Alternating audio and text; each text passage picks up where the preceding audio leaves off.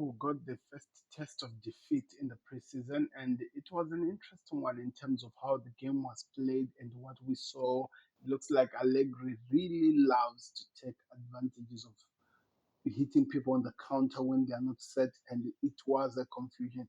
And one thing that we got to see from this team was the youngsters again. They keep shining, they keep trying by all means to take on the light. And also, we saw some of the weaknesses that this Liverpool team that they're trying to build, this super team that Liverpool are trying to work on, the weaknesses that it has, which needs to be sorted on to help them to at least have something going forward. So, hello guys, welcome back to another video. This is the Football Connect. I'm your host Sam. We are back again with another one. And by the way, this is the Football Connect LFC. Like and subscribe. So let's talk about the game. So the first half, we had so many. We had an interesting team. I even talked about it in the build-up when we were talking.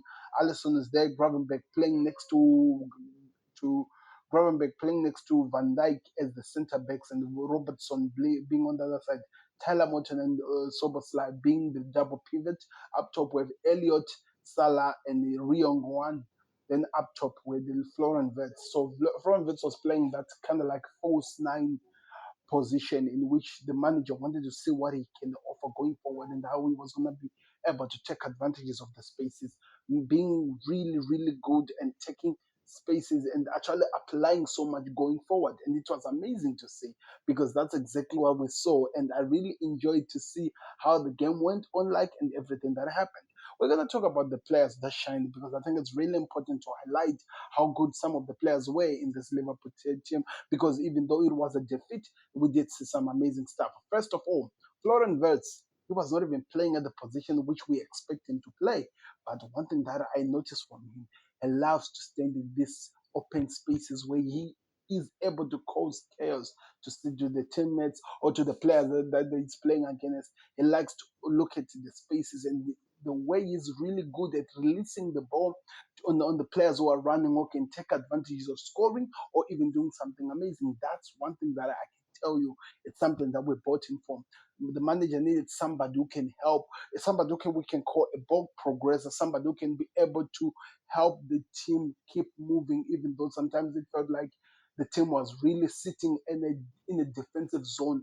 This guy is able to spot some spaces and take advantage of those spaces, help the team progress. Somehow, I'm really hurt at the fact that he never left the game with a goal or even in some assists, two assists in fact, or even three, because he set up Salah.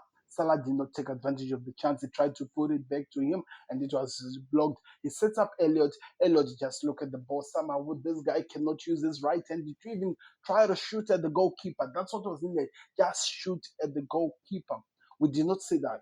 But that's how much good Florian Wirtz is.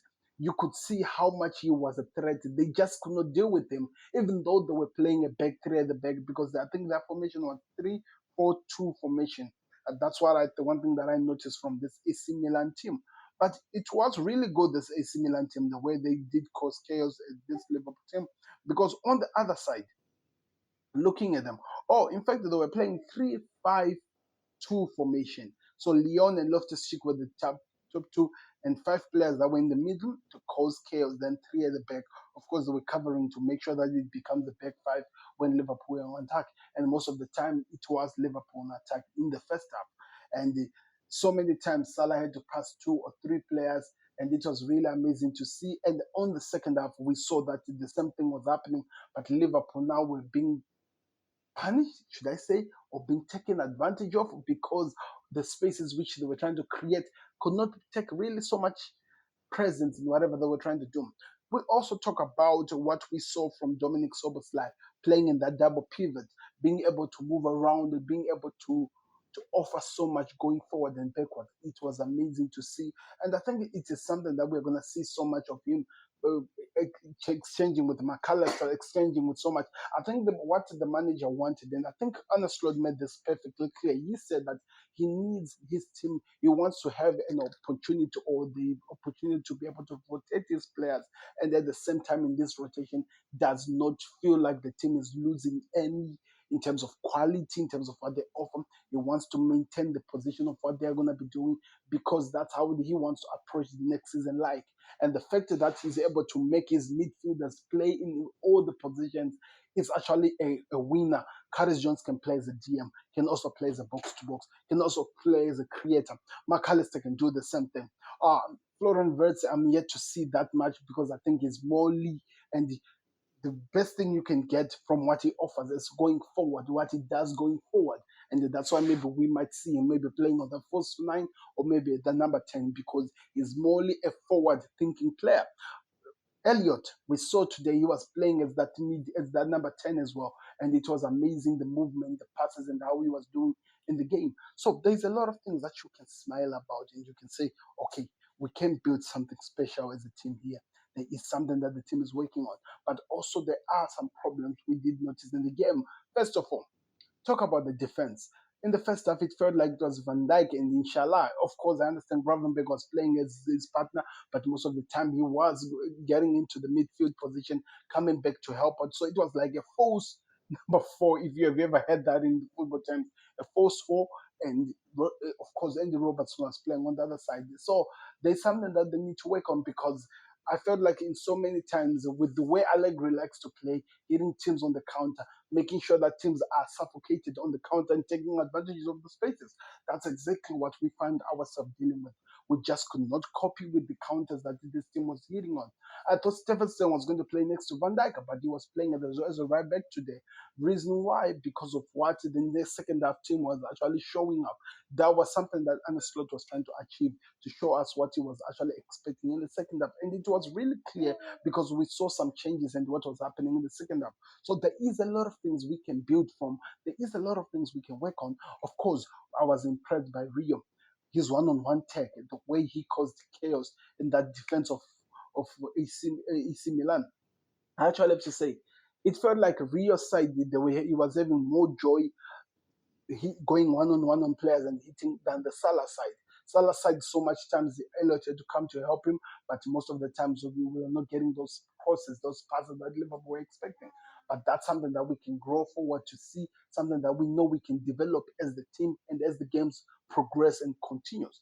On the other side that we can talk about, and I think this is really, really, really important. If Liverpool don't get some players in the team, it's gonna be a problem because today I don't think Morton played there as a DM, but Morton, as much as it's good, is still a bit rough around the edges. That's why, in my way, I was revealing it. I was hoping that Stephen Bassett could be one of the players who are involved in this because he's also one of the best players, really, really good in playing in those certain positions, helping the team and progressing as a DM and what. So I'm hoping that Arne Slot is able to give this kid the chance. I know injuries have hit him, but it is clear that we need some backup for Ryan Gravenberg because it's gonna be a crazy, crazy season going forward. And I can't wait to see how we work on that. Defensively, we need to get a defender. I know Stevenson can play as a defender, and I know he is gonna do that. But we need to have some defenders in that team. It's really important because if we wanna build to the level we wanna go to the level we hope that we can reach as a team, those are those things are very gonna be important to help the team going forward. In the second half, the only player that was signing was Cody Gakpo. But also, how do you play Ben Dog as a number 9? That's not even his game. I understand Fimpong cannot play as a number 9. Ben Dog cannot go on that winger because Fimpong is there. That just scares me because now that tells me that maybe there is not that much in terms of next season where space for Ben Dog. Does he go back on loan or maybe he's going to make a permanent movement? That's all the questions that we have right now and we are asking. So there's a lot of things that we can say we've learned from this game. There's a lot of things that we can say we have observed from the team, seeing how the game was progressed, the way it was played, and what we can learn from that. But the question is how far can this go? What can we do? We lost by 4 goals to 0. Second half was a joke. Of course, Trainion did perform well in the first half. Some amazing passes. He made some errors, but he was able to get into the game and he started moving the ball perfectly well. Second half, he showed he was playing the number 10 position, trying to be the creating spark of the team, but we didn't have somebody who can finish the chances that were being created. So that's one thing that we need to work on.